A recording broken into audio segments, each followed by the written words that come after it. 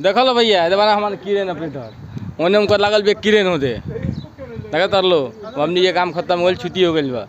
देखो लो ये काम उतरला है ना बाहर दे ड्राइवर साहब है ना ये दे बार एक जना ड्राइवर साहब देखो ये दे बार उस्ताद हमारे भिखम बारन है ना एक वो जा रहा देखिए अब इधर जा रहा है हिला हिला के चल रहा है ना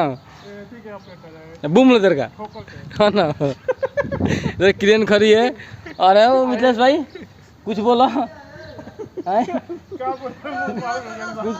कुछ बोलो है ना देखा लो भैया लो है ना और ये सब आज मजा रहा ना